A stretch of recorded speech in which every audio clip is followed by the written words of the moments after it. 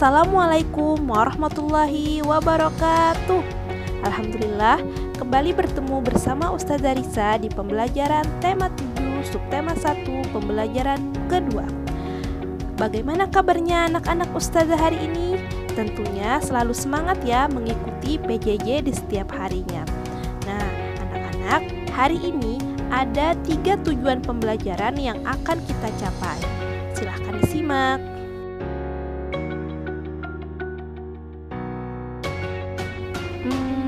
Penasaran gak sih kalian? Kenapa ya bangsa-bangsa Eropa itu ingin menguasai Indonesia? Padahal negara mereka juga termasuk negara kaya. Kira-kira apa ya jawabannya? Yuk silahkan kita tonton video berikut ini sampai akhir. Pada zaman dahulu, bangsa barat datang ke Indonesia dengan membawa misi 3G. 3G merupakan singkatan dari Gold, Glory, Gospel. Pada saat itu di Eropa, harga rempah-rempah sangat tinggi karena kondisi mereka yang buruk. Mereka berusaha mencari dan menemukan daerah-daerah penghasil rempah-rempah di belahan bumi bagian timur, seperti India dan Indonesia. Di Indonesia, terdapat banyak sekali jenis rempah-rempah, seperti merica, cengkeh, jahe, pala, kayu manis, adas, kapulaga, dan kunyit. Dengan membawa misi 3G, bangsa barat melakukan perdagangan dan penaklukan daerah penghasil rempah-rempah.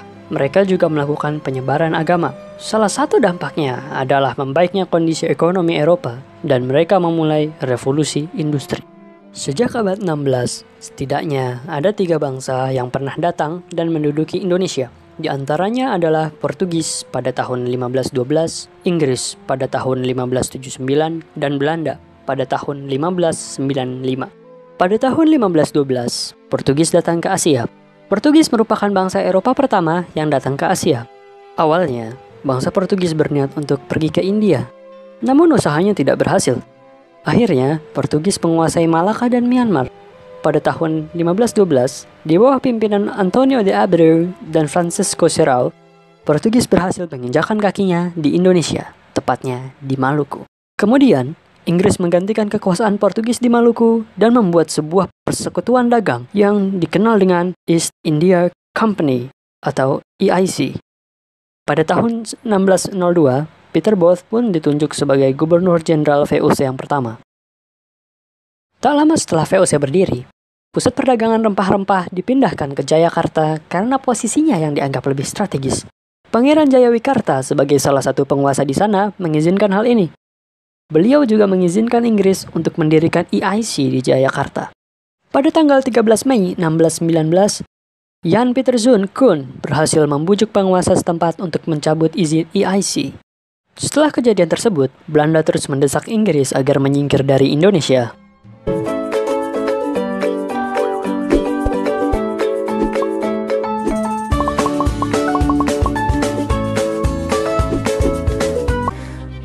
Menjelang kedatangan bangsa Eropa, masyarakat di wilayah Nusantara hidup dengan tentram di bawah kekuasaan raja-raja. Kedatangan bangsa-bangsa Eropa di Indonesia mula-mula disambut baik oleh bangsa Indonesia. Namun, lama-kelamaan, rakyat Indonesia mengadakan perlawanan karena niat jahat bangsa-bangsa Eropa itu mulai terkuak dan diketahui oleh bangsa Indonesia. Perlawanan-perlawanan yang dilakukan rakyat Indonesia disebabkan orang-orang barat ingin memaksakan monopoli perdagangan dan berusaha mencampuri urusan kerajaan-kerajaan di Indonesia. Setelah Malaka dapat dikuasai oleh Portugis pada tahun 1511, terjadilah persaingan dagang antara pedagang-pedagang Portugis dan pedagang di Nusantara. Portugis ingin selalu menguasai perdagangan, maka terjadilah perlawanan-perlawanan terhadap Portugis. Perlawanan tersebut diantaranya dilakukan oleh Sultan Ali Mughayat Shah, berhasil membebaskan Aceh dari upaya penguasaan bangsa Portugis. Sultan Alauddin Riayat Shah berani menentang dan mengusir Portugis yang bersekutu dengan Johor. Sultan Iskandar Muda, yang mana beliau adalah raja dari kerajaan Aceh, yang sangat gigih melawan Portugis. Pada awalnya, Portugis diterima dengan baik oleh raja setempat dan diizinkan mendirikan benteng. Namun, lama-kelamaan rakyat Ternate mengadakan perlawanan karena Portugis serakah, ikut campur dalam pemerintahan, membenci agama rakyat Ternate, dan bersikap sewenang-wenang.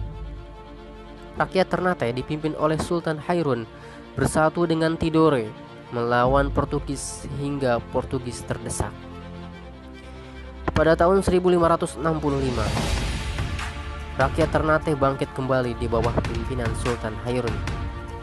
Portugis berusaha menangkap Sultan Hairun, tetapi rakyat bangkit untuk melawan Portugis dan berhasil membebaskan Sultan Hairun. Akan tetapi, Portugis melakukan tindakan licik, mengajak Sultan Hairun berunding yang berujung penangkapan dan Sultan Hairun pun gugur. Perlawanan rakyat Ternate dilanjutkan di bawah pimpinan Sultan Babullah, putra Sultan Hairun. Dan pada akhirnya, tahun 1574, benteng Portugis pun dapat direbut kembali. Oke, baik. Dari narasi sejarah yang tadi sudah kita saksikan, dijelaskan bahwa ada berbagai macam faktor yang menyebabkan bangsa-bangsa Eropa ingin menguasai Indonesia. Salah satunya karena Indonesia kaya akan rempah-rempah. Namun, bangsa Indonesia tentu saja tidak diam saja. Bangsa Indonesia karena merasa tersakiti melakukan perlawanan, baik itu melalui perang ataupun melalui pemikiran. Nah, dari narasi tersebut, tentu Ananda semua banyak sekali mendapatkan informasi baru, informasi penting dari cerita tersebut. Setelah ini, silahkan kerjakan feedback pembelajaran yang ada di modul tema 7, subtema 1, pembelajaran 2. Setelah selesai, silahkan kalian foto, kemudian serahkan di GCR seperti biasa. Nah, Ustazah mohon maaf. Wabillahi taufiq wal hidayah. Wassalamualaikum warahmatullahi wabarakatuh.